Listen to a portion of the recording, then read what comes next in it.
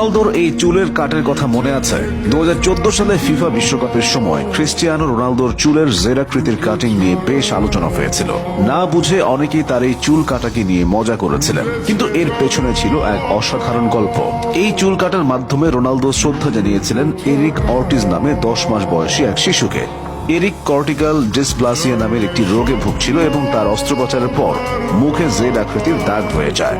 এরিকের পরিবার অস্ত্রোপচারের জন্য প্রয়োজনীয় $83,000 জোগাড় করতে পারছিল না। তারা রোনালদোর কাছে একটি জার্সি ও এক জোড়া ক্লিটস দানের অনুরোধ করে, যা নিলামে বিক্রি করে তহবিল সংগ্রহ করার পরিকল্পনা ছিল। কিন্তু রোনালদো যা করলেন তা সবাইকে অবাক করে দিয়েছিল। তিনি শুধু জার্সি বা ক্লিটস দান করেননি, বরং পুরো অস্ত্রোপচারের খরচ নিজেই বহন করেন। তার এই মহৎ কাজ আজও মানুষের মনে দাগ কেটে আছে।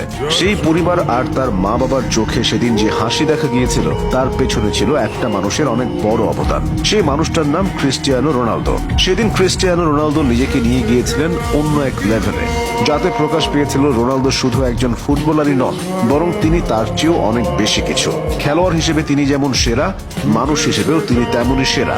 অন্যান্য অনেক খেলোয়াড় দেখবেন নিজের শরীরে ওয়ার্ল্ড কাপ, চ্যাম্পিয়ন্স লিগের ট্যাটু আঁকেন, কিন্তু আপনি রোনালদোর গায়ে কখনো কোনো ট্যাটু দেখতে পাবেন না। এর পেছনেও আছে একটা বড় কারণ। রোনালদো নিয়মিত রক্তদান করে থাকেন। শুধু রক্তদান নয়, রোনালদো প্রায় প্লাজমাও দিয়ে থাকেন। তার সামাজিক যোগাযোগ মাধ্যমে প্রায় এসবের ছবি দেখা যায়। কিন্তু আসলে কি ট্যাটু করার ফলে রক্তদান করা যায় না? এটা নিয়ে অনেকেই অনেক কথা বলে থাকেন। goal.com তাদের এক রিপোর্টে জানিয়েছিল, রেড ক্রস বলে ট্যাটু করার 1 বছরের মধ্যে রক্তদান করা যায় না। তাই রোনালদো স্বেচ্ছায় নিজেকে ট্যাটু থেকে বিরত রেখেছেন। এছাড়াও রোনালদো কখনো কোনো পানীয় পান করেন না, কারণ তার বাবা খুব বেশি মাত্রায় পান করতেন, যার ফলে রোনালদো সিদ্ধান্ত নিয়েছিলেন তিনি এই কাজ কোনোদিন করবেন না। শুধু এই ছোট্ট ছেলে কিংবা রক্তদান অথবা প্লাজমা দান কিংবা পানীয় থেকে বিরত থাকাই নয়, রোনালদোর মানবিক দিকগুলো অনেক বেশি বড়। শুধু তাই না, নিজের দায়িত্ব সম্পর্কে রোনালদো সবসময় সচেতন। সবার আগে ট্রেনিং এ আসেন রোনালদো, আর যান সবার পরে। এ ব্যাপারে তার এক সময়ের সতীর্থ অ্যাডে ভায়োর বলেন, যখন আমি রিয়াল মাদ্রিদে যোগ দিই, আমাকে বলা হয়েছিল ট্রেনিং শুরু সকাল 10:30টায়। আমি ভাবলাম ঠিক আছে, 8:30টায় পৌঁছাই, যাতে আমি প্রথম হই। আমি পৌঁছে দেখি কেউ নেই। আমি ফিজিওকে জিজ্ঞাসা করলাম, তাহলে আমি কি প্রথম?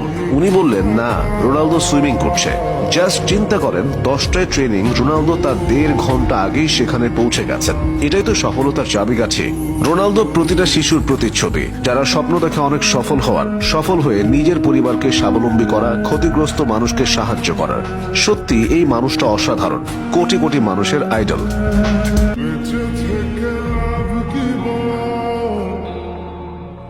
তোকে ছাড়া